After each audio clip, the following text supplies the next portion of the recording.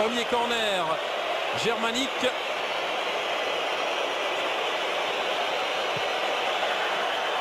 Oh, bien joué et goal!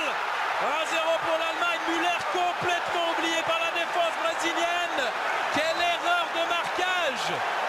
C'est dingue! Et Thomas Müller, seul à quelques mètres, peut ouvrir le score. 11e minute de jeu, comme contre la France en quart de finale. L'Allemagne trouve l'ouverture très tôt dans le match. Mais incroyable erreur des Brésiliens en marquage. Incroyable, incroyable, comme si personne n'était au marquage. C'est Marcelo, je crois, non? David Luiz qui se retrouve à la fin avec lui, mais je ne sais pas qui était véritablement au départ. On ne voit pas sur cette image-là. David Luiz. Marcelo, il est sur la ligne. C'est plutôt David Luiz.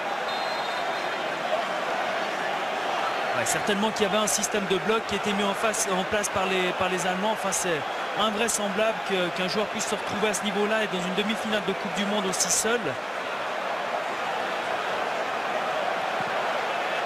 Et 1-0 pour l'Allemagne qui refroidit l'ambiance du stade Mineirao. Moins disponible que les Allemands quand on voit Müller et surtout Klose, les efforts qu'ils font pour toucher le ballon. Et Fred, il est statique, il est très difficile à jouer. C'est vraiment un pion complètement en dehors du collectif brésilien. Pour l'instant, Fred, il fait 15 ans de plus que les attaquants allemands, sans vouloir être méchant. Toni Kroos, un ballon dans la surface, Müller, Klose, et goal! Et goal de 1-0 pour l'Allemagne, le 16e but de Klose, le record absolu. Et cette défense brésilienne, c'est un véritable fromage. Incroyable. Incroyable. 2-0 pour l'Allemagne. Que faisait Marcelo? 5 mètres pratiquement derrière la défense centrale. Et Julio César, le pauvre, fait ce qu'il peut. Il repousse une première fois la tentative de Klose, mais pas deux. Je crois que cette action-là se passe de tout commentaire. Regardez le déplacement à Marcelo qui est complètement irréfléchi. On dirait un petit junior qui suit un joueur junioré où il y a les hors-jeux que dans les 16 mètres. C'est fou. C'est fou ce que Marcelo vient de faire là. Enfin, l'image du match, du début de match qu'il vient de faire. Et évidemment, Klose, lui, comme il l'a fait depuis le début du match, va se placer entre les lignes et derrière 2-0. Et remarquable également ce que fait Müller sur cette action qui glisse le ballon à Klose. 2-0 pour l'Allemagne en train de se diriger vers la finale. 2-0 joué, oui, ils n'en croient pas à leurs yeux. Et nous non plus. 3-0 à Belo Horizonte après 24 minutes. Toni Kroos. Quelle action, quelle action. Regardez à nouveau le nombre de joueurs allemands qui se retrouvent dans les 30 derniers mètres brésiliens. C'est juste remarquable.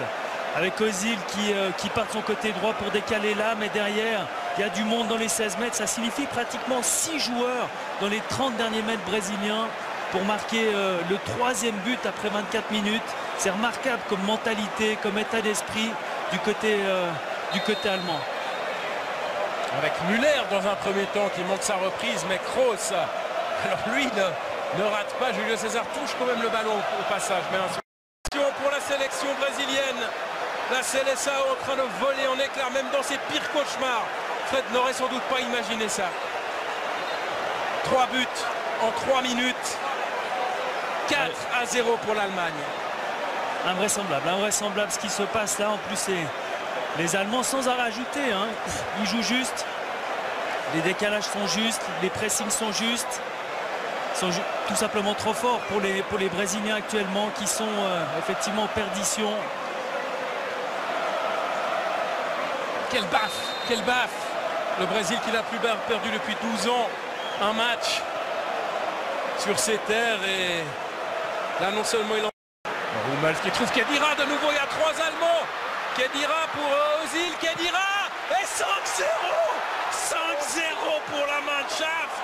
5-0 en demi-finale de la Coupe du Monde au Brésil contre le Brésil. Et une fois de plus sur cette action-là, on va en rire. Hein. On va en rire parce que finalement, Khedira prend le ballon à 45 mètres des buts et il va tout droit. Il avance tout droit, il décale à un moment donné et il se retrouve... Regardez, ça va tout droit, ça va tout droit. À aucun moment il y a une passe latérale, oui, à ce moment-là. Mais derrière, il y a quand même presque une supériorité numérique dans les 16 à 4 contre 3. Peut-être un très très léger hors-jeu de Ozil au moment où Khedira lui donne le ballon. Et 5-0. Il n'y a absolument aucun frein du côté brésilien au milieu du terrain. L'équipe est scindée en deux. 5 joueurs défendent, 5 joueurs attaquent, mais ceux qui attaquent ne défendent pas. Et ceux qui défendent ne prennent pas les marquages. Et contre l'Allemagne, ça se paye cash. 5-0.